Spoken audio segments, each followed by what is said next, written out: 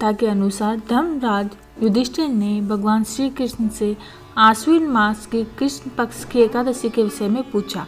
तब भगवान श्री कृष्ण ने धर्मराज युधिष्ठिर से कहा, हे धर्मराज, आश्विन मास के कृष्ण पक्ष की एकादशी को इंद्रा एकादशी कहते हैं। इंद्रा एकादशी का व्रत सभी पापों को नाश करने वाला और पितरों को सद्गति प्रदान करने वाला है।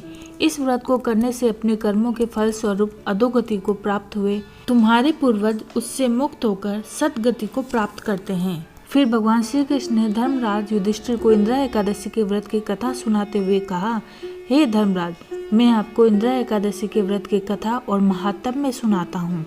इस व्रत को करने से राजा इंद्रसेन को स्वर्ग और उनके पूर्वजों को सद्गति प्राप्त हुई थी। प्राचीन समय में इंद्रसेन नाम का एक बहुत ही प्रतापी और धर्मपरायण राजा हुआ करता था। महिष्मति नाम के राज्य पर इंद्रसेन का राज्य था। इंद्रसेन के राज्य में चारों ओर सत्य और धर्म का पालन होता था। राजा अपनी प्रजा से बहुत प्रेम करता था। धर्म और न्याय पूर्वक अपनी प्रजा के हितों की रक्षा करता था। राजा इंद्रसेन भगवान विष्णु का बहुत बड़ा भक्त था। उनकी कृपा से राजा को सभी प्रकार के सुख प्राप्त थे। उनके पास धन धान्य की कोई कमी नहीं थी। उसके पुत्र पौत्र भी सुयोग्य थे। एक बार राजा इंद्रसेन की सभा में देव ऋषि नारद आए। राजा इंद्रसेन ने देव ऋषि नारद का हृदय से स्वागत सत्कार किया। देव ऋषि नारद को उचित आसन देकर उनको सभा में बिठाया और उनके आने का प्रयोजन पूछा। तब देव ऋषि नारद ने कहा, हे राजन, आप बहुत ही धर्मात्मा और न्यायप्रिय हैं। आप धर्म का पालन करने वाले हो। आप यहाँ पर सब प्रकार के सुखों का भोग कर रहे हो, परंतु आपके पिता यमलोक में दुखी हैं। एक बार मैं धर्मराज से भेंट करने यमलोक गया था। तब आपके पिता से भी भेंट हुई। उन्होंने ही मुझे आपके पास यह संदेश पहुँचाने के लिए कहा था। आपके पिता के एकादशी व्रत के भंग होने के कारण उन्हें दोष लगा और उसके कारण उन्हें यमलोक में कष्ट झेलने पड़ रहे हैं। उनको सद्गति दिलाने और उनके स्वर्ग प्राप्ति के लिए आप उनके निर्मित आश्विन मास की कृष्ण पक्ष की इंद्रा एकादशी का व्रत करें, जिससे उन्हें यमलोक के कष्टों से मुक्ति मिले और स्वर्ग की प्राप्ति हो। राजा इंद्रसेन ने देव ऋषि नारद से इंद्रा एकादशी व्रत की विधि बताने का अनुरोध किया। तब देव ऋषि नारद ने राजा इंद्रसेन को इंद्रा एकादशी के व्रत की विधि के विषय में बताया। देव ऋषि नारद ने कहा, हे राजन, इंद्रा एकादशी का व्रत करने से जातक के सभी पापों का नाश हो जाता है और उनको स्वर्ग की प्राप्ति होती है। अपने पूर्वजों के निर्मित इस व्रत को करने से उनको सद्गति मिलती है। अपने पूर्वजों के निर्मित इस व्रत को करने से उनको सद्गति मिलती है। यह व्रत आश्विन माह की कृष्ण पक्ष की एकादशी के दिन किया जाता है। इस व्रत का आरंभ एक दिन पूर्व दशमी तिथि से हो जाता है। दशमी तिथि वाले दिन श्रद्धा पूर्वक प्रातःकाल स्नान करके नित्य क्रम से निर्वत हो जाएं।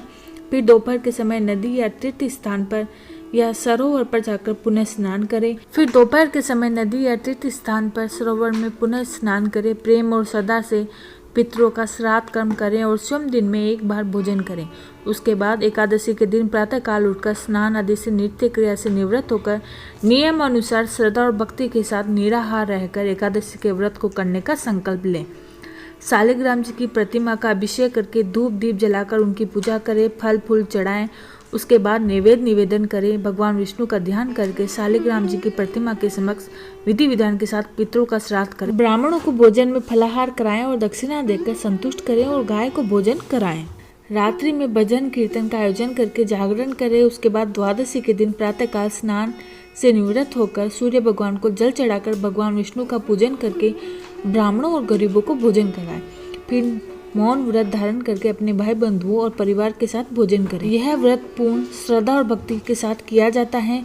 काम और क्रोध और आलस्य को त्याग करके आपके पिता को सद्गति अवश्य प्राप्त होती है। राजा इंद्रसेन को यह व्रत का सारा विधान बताकर नारद जी वहां से अंतर्ध्यान हो गए।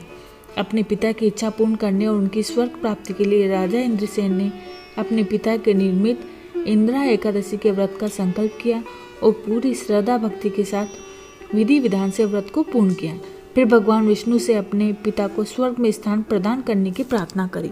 भगवान विष्णु की कृपा से राजा इंद्रसेन के पिता यमलोक के कष्टों से छूटकर स्वर्ग लोक को चले गए। इंद्रा एकादशी के व्रत के प्रभाव से राजा इंद्रसेन भी इस धरती के सुख भोग कर मरणोपरांत स्वर्ग लोक को चले गए। भगवान कृष्ण ने कहा, हे धर्मराज, मैंने तुम्हें जो इंद्रा एकादशी के व्रत का महात्म्य बताया है, उसे कहने और सुनने से ही मनुष्य के सभी पापों का नाश हो जाता है और मनुष्य धरती के सभी सुख भोग कर मृत्यु के बाद बैकुंठ धाम को चले जाते हैं।